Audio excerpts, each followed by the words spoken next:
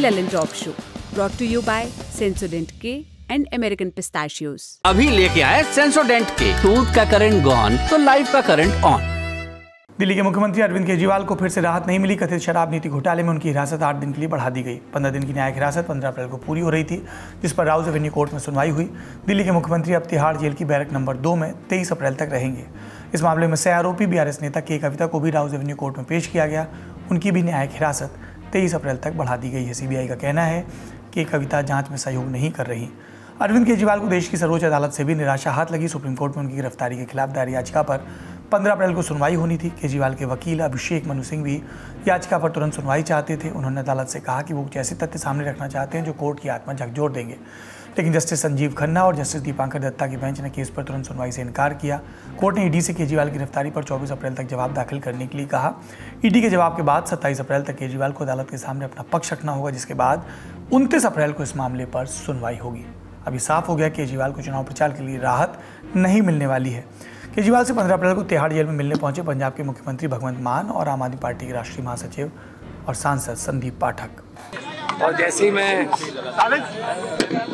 बैठा वहाँ पे मुलाकात की जो कुर्सी थी, तो बहुत दुख हुआ दिल को कि मतलब जो हार्डकोर क्रिमिनल होते हैं, जो खतरनाक अपराधी होते हैं, उनके वाली सहूलतें भी नहीं मिल रही हैं। उनको ऐसे ट्रीट कर रहे हो जैसे बहुत देश का बहुत बड़ा आतंकवादी पकड़ लिया हो।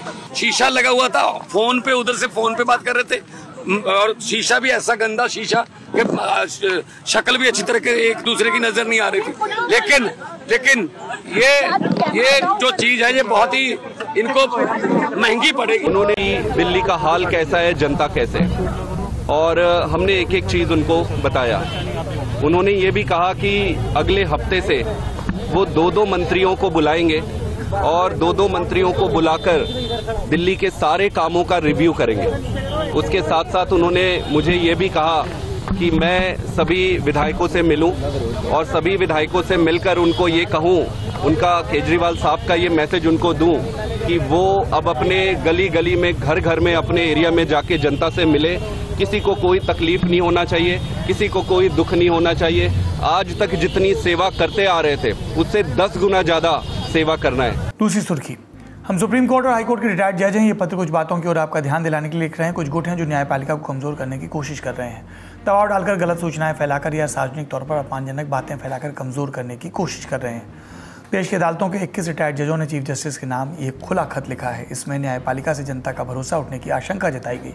चिट्ठी में सुप्रीम कोर्ट के 4 रिटायर्ड जज दीपक वर्मा, कृष्ण मुरारी, दिनेश माहेश्वरी और MR शाह के दस्तखत हैं। 14 अप्रैल को चीफ जस्टिस DY चंद्रचूड़ के नाम लिखी गई इस चिट्ठी में अदालत को अनुचित दबाव से बचाने की जरूरत बताई गई।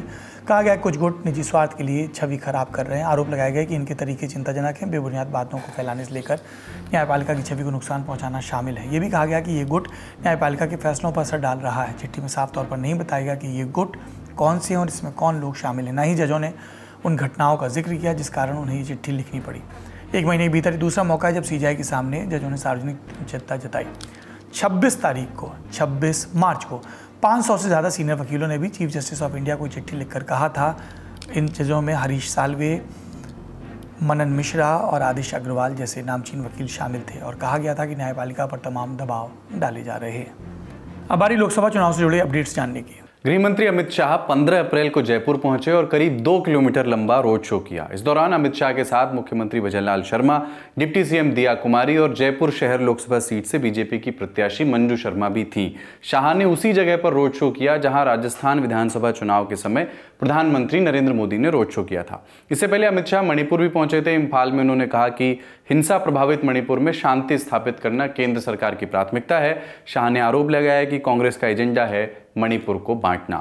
अब कांग्रेस की बात करते हैं। पार्टी महासचिव प्रियंका गांधी भी राजस्थान में थी। अलवर में करीब 3 किलोमीटर लंबा रोड शो उन्होंने किया। अलवर लोकसभा सीट से कांग्रेस प्रत्याशी हैं ललित यादव। रोड शो में प्रियंका के साथ रथ में पूर्व मुख्यमंत्री अशोक गहलोत, राजस्थान के कांग्रेस प्रभारी सुखजिंदर सिंह रंधावा, नेता प्रतिपक्ष टीकाराम जूली और पूर्व मंत्री भंवर जितेंद्र सिंह भी थे।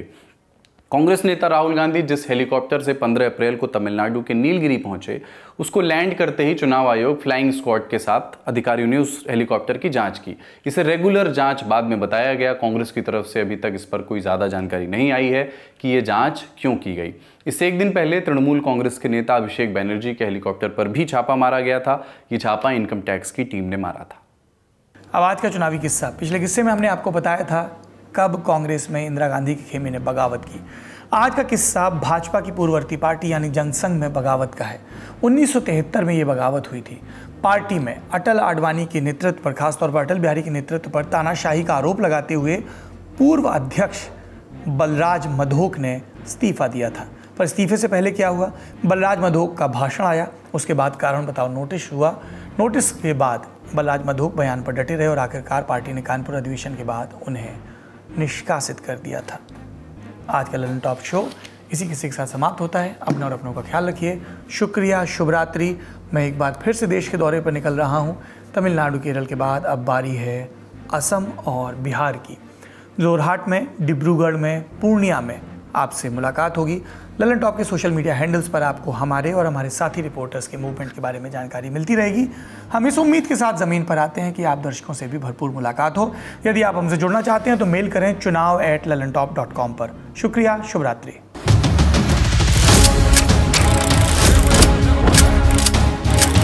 कंधों पर मेहनत का बस्ता, आंखों पर कौतूहल का लेंस, आपकी कहानियों के पहले गवाह और पर्दे के पीछे के नायक, गांव देश के मिजाज सुनने को तैयार हैं।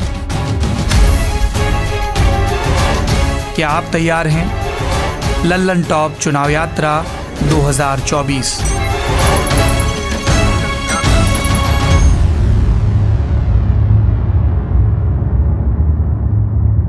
Powered by Mangaldeep.